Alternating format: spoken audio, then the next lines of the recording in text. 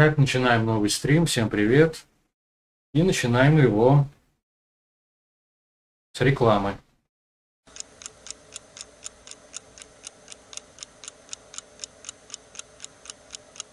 Канал Tender Razard. Рекомендую на него подписаться всем тем, кто любит смотреть прохождение игр. Есть много чего разного. От простых плоских до виртуальной реальности. Лично я подписался, рекомендую и вам подписаться. Канал интересный. Ссылка, как всегда, в описании под видео.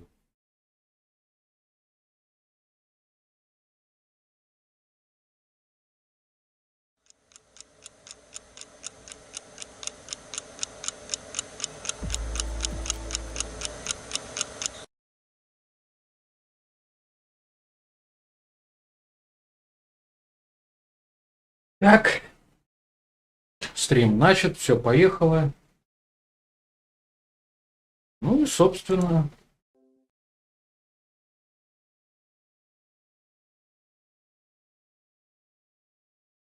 ну, вроде все идет.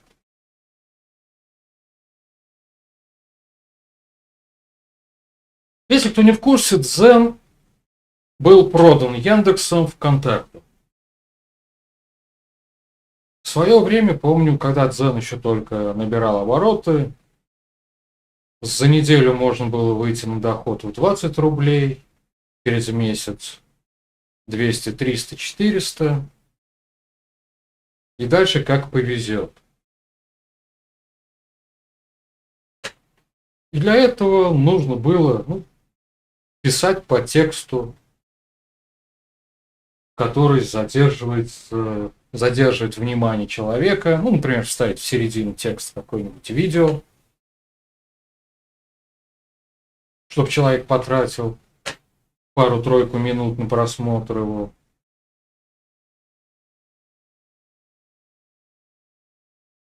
Было здорово. Не скажу, что прямо вот сильно разбогател, ведя блоги в Дзене.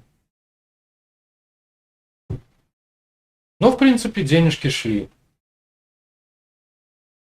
А потом вдруг выяснилось, что Яндекс.Дзен – это такая же либеральная помойка, как и многое другое в окружении российского интернета.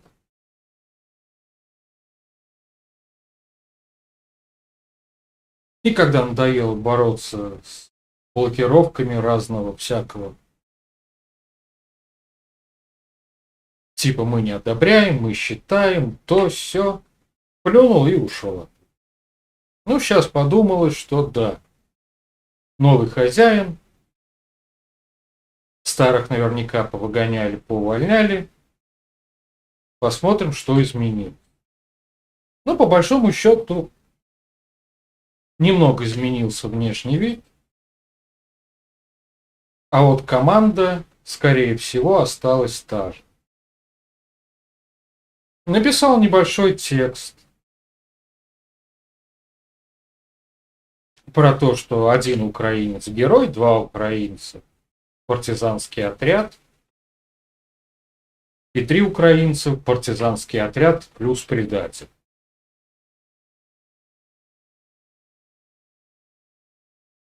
Ничего особенно такого не было. Потом появилась информация о том, как обходятся оставленные в Изюме украинцы.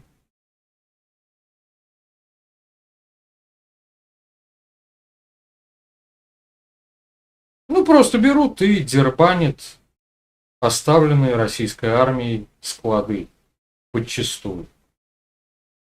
Не то, что как-то там жрать охота, еще чего-то, а просто надо украсть побыстрее, пока все остальные не растащили, и все. Потом появилась информация о том, что в том же самом Изюме появились различные интернет-паблики, где просто-напросто местные селяне опубликовывают фотографию. Вот смотрите, это Зинка из такого-то дома по такой-то улице. Вот она работала учителем в школе, а в школе ввели российскую программу. Надо наказать. А вот этот Миша обслуживал, менял колеса в своем автосервисе российским военным. И забыл вставить какие-то там гвозди, еще чего-то. То есть техника осталась рабочей. Надо наказать. То есть просто-напросто берут и сдают всех соседей, которые оказались немножко порасторопней, поумнее и как-то более-менее воткнулись в окружающую их российскую действительность. Что бы вы думали? Дзен просто-напросто без объяснений причин, без уведомления удалил этот пост. К слову сказать, в самом Дзене я практически ничего не пишу, от слова совсем. Я пишу в Телеграме, а так все хитро настроено через сам Дзен. что все то, что написано у меня в телеге, попадает туда. За исключением репостов. Это он пока не умеет. За исключением больших объемных видео. И еще куча всякого разного. Но в основном, что есть в телеге, есть и на Дзене. За очень небольшим исключением. Поэтому, если у кого появилось желание, может зайти, подписаться, посмотреть. Ни о какой монетизации речь пока не идет. Просто два варианта на выбор. Первый вариант — это вы подписываетесь на телегу, и второй вариант — вы подписываетесь на Дзен. И все. И больше ничего другого, нового мне сказать вам пока нечего. Поэтому переходим потихонечку-полегонечку к вопросам, которые вы мне задавали.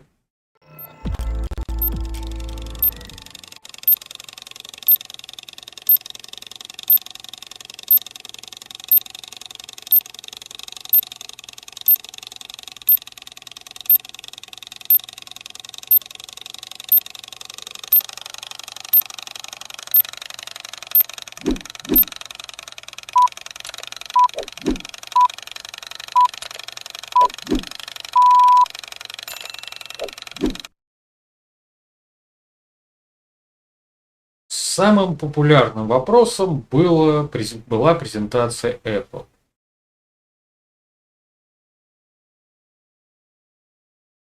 Хочется выразить отдельное спасибо команде, которая делает Яндекс.Браузер.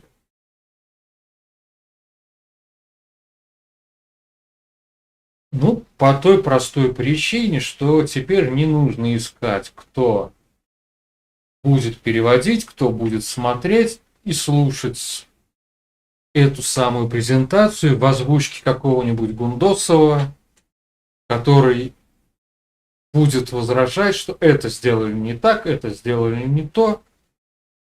Если я захочу посмотреть презентацию, то я хочу посмотреть презентацию. Если я хочу послушать мнение какого-нибудь блогера, я зайду на канал этого блогера, подпишусь, посмотрю.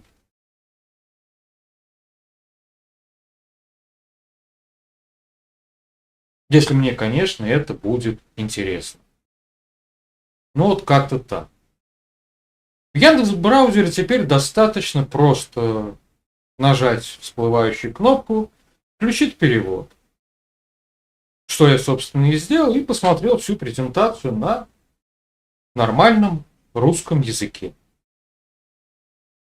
По поводу самой презентации впечатление двоякое. Такое впечатление, что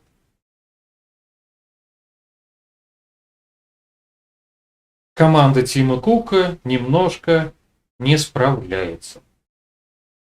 Мы улучшили вот это чуть-чуть, самую малость. Мы сделали вам вот такие часы.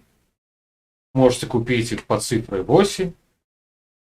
А мы там прям вот сделали совсем ничего. Можете купить вот такие SE, которые мы тоже улучшили чуть-чуть. Можете купить новые часы Ультра. По сути, единственное что-то новое. Да, мы говорим, что это надо пользоваться спортсменом, верхолазом, бегунам по пустыням, по проселочной местности, лесам, полям.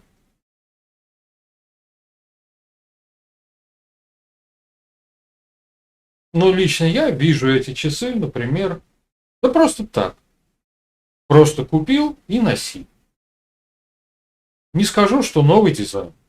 Практически лишняя кнопка с другого боку. Плоский экран. Сами потолще, побольше. Но по своей сути практически то же самое. И лично мне почему-то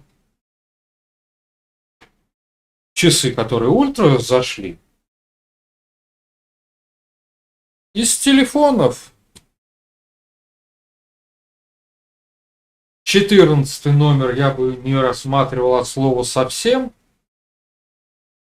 пока еще не распродали все остальные 13. А 14 Pro? Да, интересный телефон.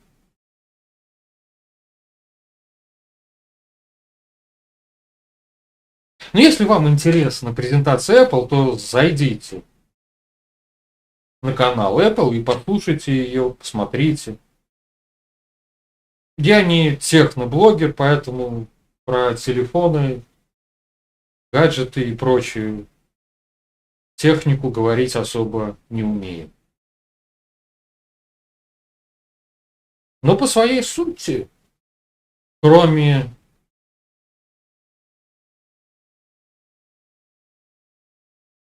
часов ультра и 14 Pro, смотреть особо и нечего. Как-то так. Следующая новость. Померла королева. И всем здрасте от Карла III, который недавно был принцем Чарльзом. Ну, королеве. Сколько лет было королеве? 96. Долго болела. Поэтому не сегодня, так завтра.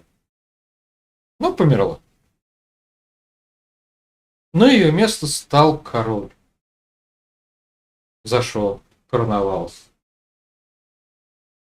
Не знаю, почему эта новость занимает какие-то места. Ну, хорошо, был король, вернее, была королева, стал король. Что от этого изменится? На мой взгляд, ничего. Как оно все было, так оно все и останется.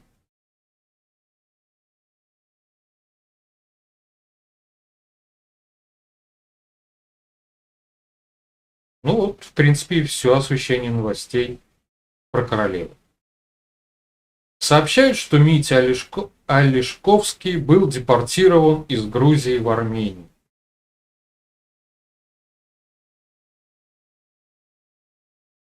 С Митей Олешковским я столкнулся первый раз, когда он работал в фонде, собирали денежки на каких-то там чего-то, что-то нужно.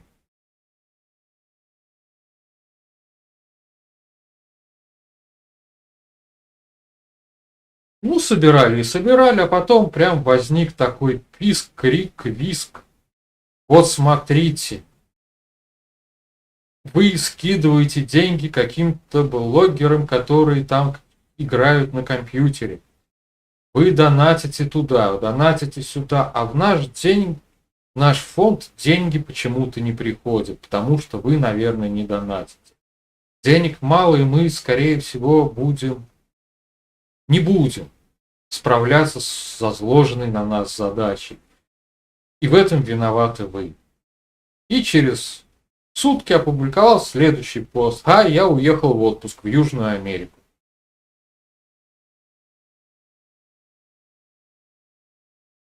На вопрос: слушай, дружище, у тебя нету денег что-то там хорошее сделать. Может, можно было съездить не в Южную Америку, не знаю, в Сочи прокатиться, на озеро Байкал. А все эти деньги сэкономлены, разницу публично, демонстративно задонатить в свой фонд и погрозить пальчиком нехорошим и жадным людям. Типа, смотрите, я отказываюсь от отпуска в Южной Америке, чтобы сделать что-то хорошее. На что был быстро и резко заблокирован с его стороны в Фейсбуке. О чем я, в принципе, не сильно переживал. Также удалил этого обмылка из подписок и забыл про него. Но, оказывается, жив-здоров. Решил съездить в Грузию и не попал туда. Каким-то боком комментировать все это я не могу. По той простой причине, что наверняка была какая-то причина, по которой данного персонажа в Грузию не пустили, но про которую забыли рассказать. Почему забыли, не захотели, не входят в нужные освещающим данный момент людям течения. И все.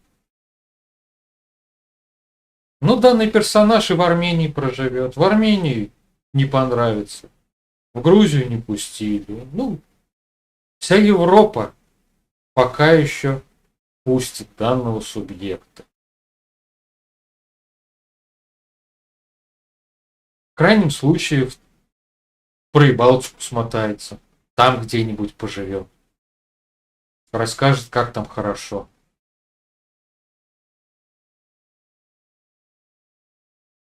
Сильно возмутил одного персонажа праздничный салют, который отгремел в Москве в честь ее 875 летия. На каком основании, как могли. Этот самый салют совпал с контрнаступлением, бегством, бомбежкой гражданской инфраструктуры и прочими действиями ВСУ, Министерства обороны России на Украине.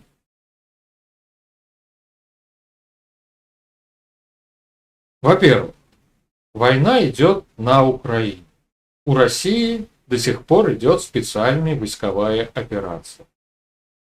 Специальная войсковая операция не повод отказываться от праздничного салюта в городе Москва, так как Москва является столицей Российской Федерации. И то, что кто-то там чем-то недоволен. Но если ты живешь в Москве, шторки задвинь, чтобы тебе не было видно. Пальцы в ухе воткни, чтобы не было слышно. И пропусти этот салют. Вряд ли он шел там 2, 3, 4 часа. Поэтому полезь на крайняк, закройся, одень какие-нибудь наушники и включи какую-нибудь траурную музыку.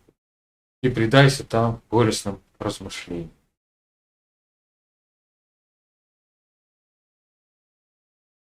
По поводу того, что наши отступают, уходят к границам, бегут, еще что-то. Были озвучены несколькими персонажами, зачем, почему мы отошли. И на мой взгляд, все это сводится к одному. На нас пошла большая толпа. Эту толпу мы не смогли бы перебить без больших потерь со своей стороны. Поэтому мы решили отступить, перегруппироваться и через какое-то время вернуться назад. Вполне себе удобно. Объяснение. Посмотрим, как быстро вернуться. По поводу бомбежки гражданской инфраструктуры. Сколько там, сутки, двое? Харьковская область без электричества сидела. Лично мое мнение простое. Мы начали спецоперацию какого? 24 числа. 25 числа нужно было провести массовый ракетный обстрел по всем железнодорожным вокзалам, по всем местам группировок вооруженных сил Украины, по всем электроподстанциям, по всем хранилищам газа, нефти, бензина и все остальное прочее. 25, 26, 27 числа провести вот это приравнивание красиво развивающейся, экономически благонадежной, стабильной Украины к каменному веку. После этого окружать ближайшее село, которое нужно взять под свою защиту. Окружить и предупредить. Через 3 дня будет произведен массовый ракетный обстрел. Все желающие выйти, сдаться, переходим в точку А или в точку Б. Через 3 дня село будет разбомблено. Прошло 3 дня, вышли, хорошо. Служба безопасности, ФСБ, КГБ, кто у них там. Проверили, мирный гражданин, за наших, за ваших. Хорошо. Сейчас немножко отойдем, еще километров на 50-60. Приедут строители, заново будут отстраивать село. А пока поживите в лагере. Теплые палатки, кормежка. Все вам будем обеспечивать. И так далее, и так потихоньку.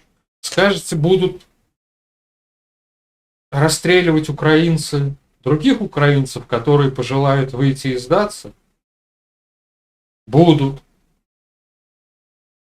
Никого не будут выпускать. В первом селе, во втором, в третьем. А когда будет уже 5-е, 6-е село, они просто-напросто посмотрят, что вот это самое, так называемая защита, не срабатывает, и будут стараться убегать, как только объявлен такое предупреждение. И все. И полигонечку, без всякой спешки, мы бы дошли уже, наверное, до Киева. Или где-нибудь были бы рядом. А бегать в атаку, кричать «Ура!» Ну, не то время. И лично я считаю, что это не нужно. Ну, у нас есть Министерство обороны, в котором сидит не одна, не две, наверное, не 3 сотни генералов. И они сами решают, что надо делать, что не надо делать. И что бы они ни сделали, так оно и будет. А по большому счету, новости закончились. И просто так чесать языком по всякому разному больше не хочу.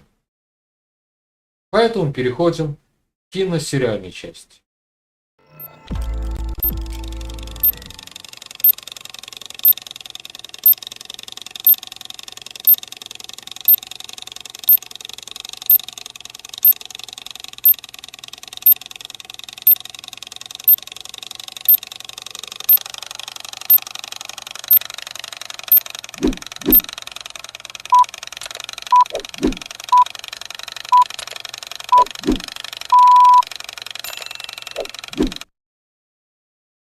Первым номером сегодняшней киносериальной части идет «Песочный человек».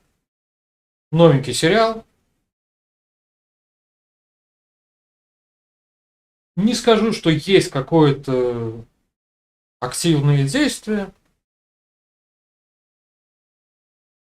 Мутный тип. Весь сериал бродит туда-сюда. Половина всех мужиков какого-то божественного происхождения загримированы так, что не с первого взгляда и скажешь, что это мужик. А некоторых, например, Люцифера Моргенштерна, или по-простому по-русски дьявол играет женщина.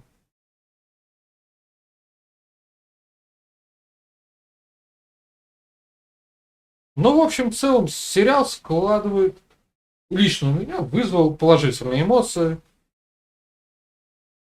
Тихо, спокойно прошел, смотреть интересно. Если про сюжет, то вкратце и по-простому, то Морфей бог сна. Попал в ловушку и был лишен своих амулетов.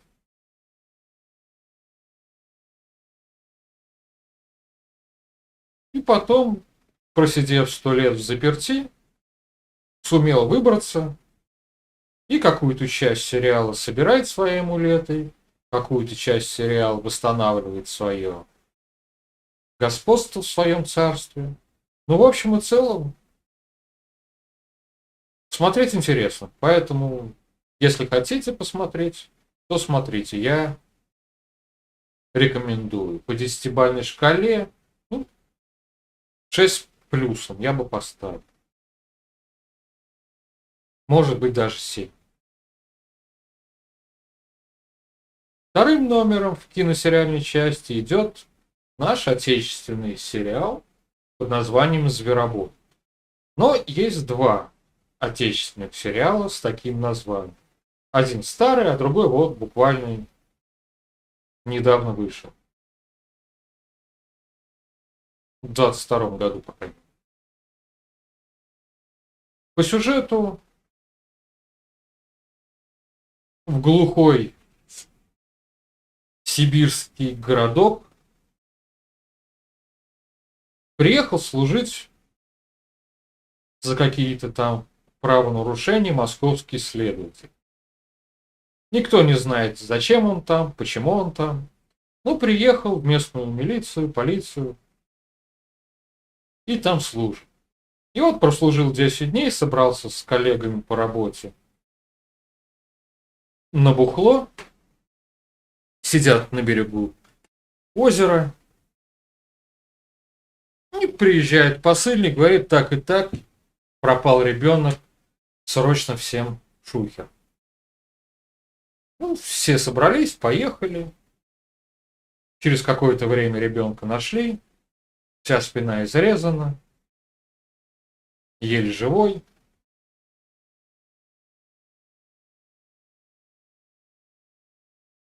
И потихоньку-полегоньку молодой следователь узнает, что подобные преступления, подобные издевательства над людьми были ранее. Сначала выходит на подростковую банду, потом на психоманьяка. Ну а заканчивается это тем, что из 5 других сотрудников полиции, с которыми он общается, один, который поначалу вызывает самый-самый негатив, остается работать только этот самый негативный сотрудник полиции. Потому что не оказался тем полицейским, который скрывал убийство, который закрывал дела, не оказался тем полицейским, который прикрывал нарколабораторию, не оказался тем полицейским, который сливал данные маньяку, который убивал людей, вырезал им глаза. И когда вроде все тихо и спокойно, ну относительно тихо и спокойно закончилось, наш герой принимает решение уехать из этого города обратно в Москву и прекратить свою работу в полиции.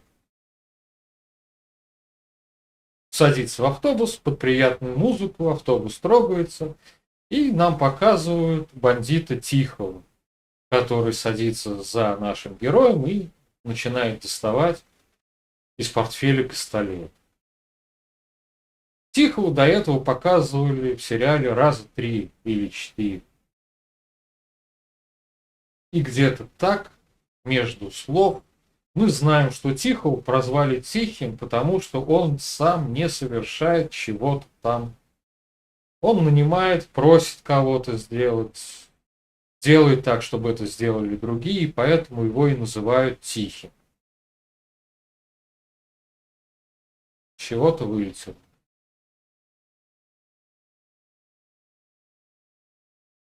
Подписались. Спасибо за подписку.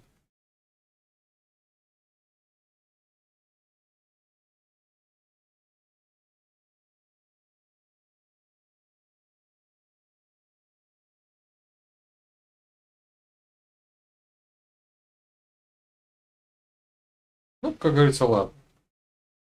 И тут вдруг в переполненном автобусе Тихий будет стрелять? Вряд ли. Ну, с одной стороны, нам показали уезжающий вдаль автобус, и вполне возможно,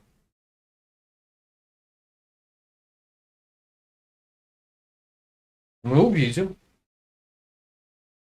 продолжение Зверобоя 2.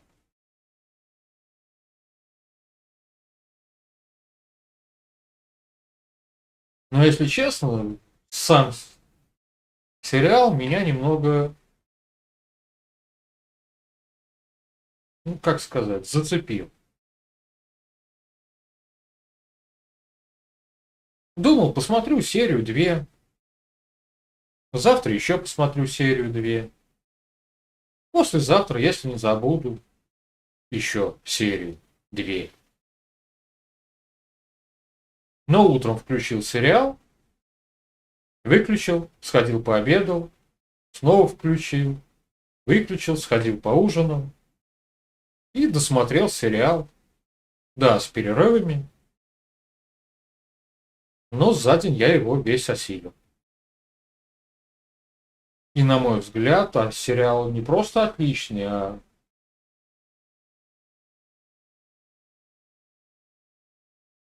мега отличный. Лично мне он понравился, и по десятибалльной шкале девятка твердая его.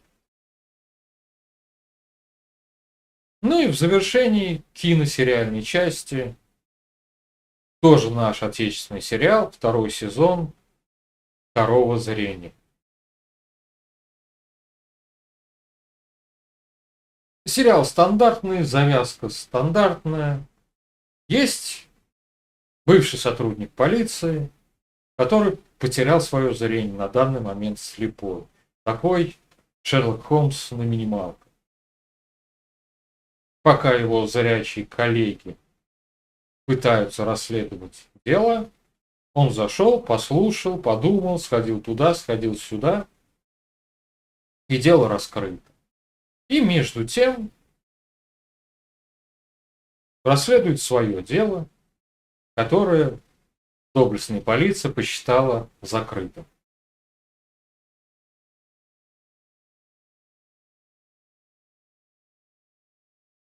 Каждая серия как отдельный фильм и общее связывающее это дело, которое расследует главный герой.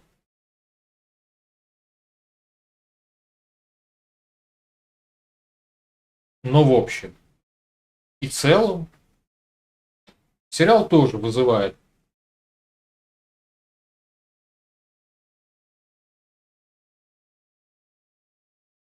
положительные эмоции.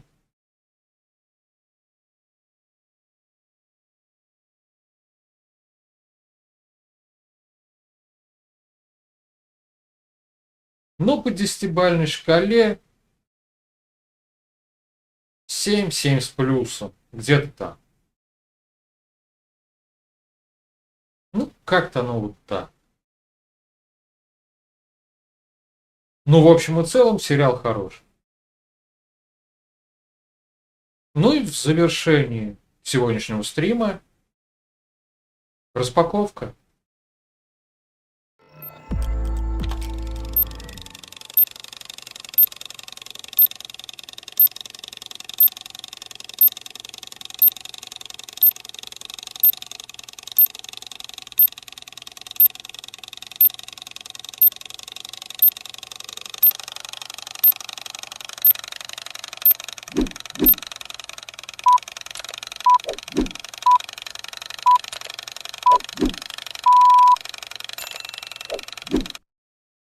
сначала смотрим, как все это доставалось из пакетиков.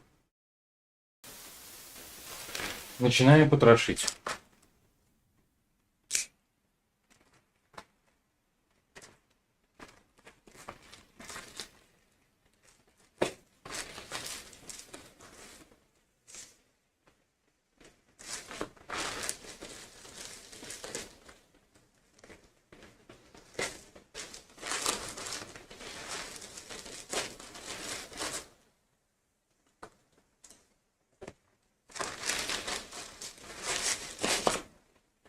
Бумажка.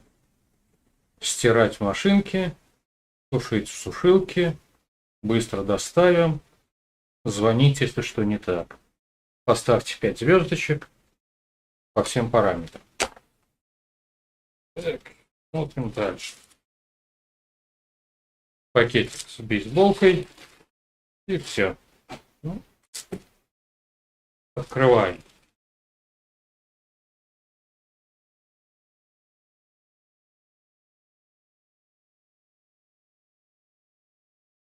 Так, бейсболка. Тонкие.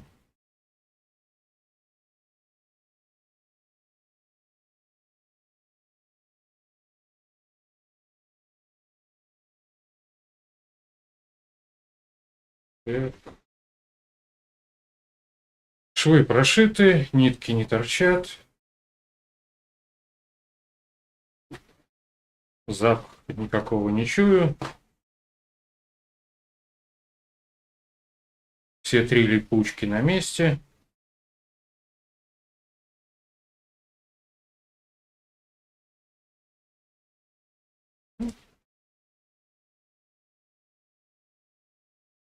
Немного помято. Но в целом, думаю, дня 2 распрямится и будет все окей.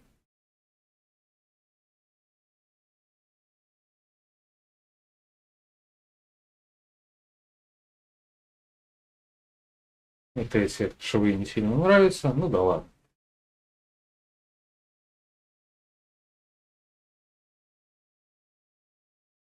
Не то, что нужно было. В плане бейсболка особо и не нужна была. Ну да ладно. Пришло за 35 дней. Но зато в нормальном качестве. Все. Запись окончена. Бейсболка на самом деле очень даже ничего. Обычный цвет хаки, ну, зеленый, сами видите. Ничего сверхъестественного нет. Пару-тройку дней поносил, разок под дождик в ней попал. На начало осени самое оно. В принципе, что еще можно сказать про бейсбол? Посмотрел отзывы на Алике на нее. Кто-то решил, что нужно обязательно отрезать липучку. Эту. Кто-то решил, что нужно отрезать липучку эту. Кто-то, что эту. Кто-то все. Такое впечатление, что кто-то кого-то специально просил, чтобы там оставляли в отзывах «я отрезал липучку». Если честно, я не понимаю. Ну, внешний вид она, эта липучка, ни это, ни уж тем более это, не портит. Кстати, кто знает, зачем вот эта липучка здесь, что на нее крепить, сообщите как-нибудь в комментарии. А то просто... Ну и сюда, допустим, можно повесить логотип, флаг, шеврон. Сзади группа крови, имя, позывной. Сюда чего вешать? Эту штуку увидят только если вы лежите или кто-то смотрит на вас сверху. Что сюда лепить? Помпончик? Если честно, я на самом деле не знаю, поэтому гуглить руки не доходят. Сейчас помню, когда стрим закончу, уже, скорее всего, забуду про этот момент. Но в любом случае, если знаете, напишите. Ссылка есть в описании. Стоит в районе 200, если опять не подорожало. Но бейсболка хорошая, нормальная. По крайней мере, та, которую прислали мне. Ну, а в принципе все, что еще сказать. Скажу, что увидимся. А увидимся мы с вами. Сейчас посмотрю календарь. А то скажу, что через 4 дня. Нет, увидимся мы с вами не через 4 дня. Через 4 дня будет воскресенье, а в воскресенье у нас будет выходной. Значит, увидимся мы с вами в четверг, 22 числа. И до четверга, 22 числа, вы успеете наприсылать мне кучу всяких вопросов, пожеланий, комментариев. Если вы хотите, чтобы это все прозвучало в следующем стриме, либо по донатной ссылке, либо подписавшись на Boosty. Простые комментарии во ВКонтакте, на Ютубе, Телеге, на Дзене.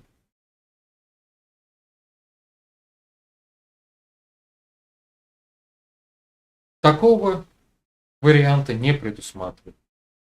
Поэтому переходим по донатной ссылке, подписываемся на Boosty, и все просто замечательно. Ну а теперь всем пока. Увидимся с вами на следующем стриме. Ну а я включаю канал завершения.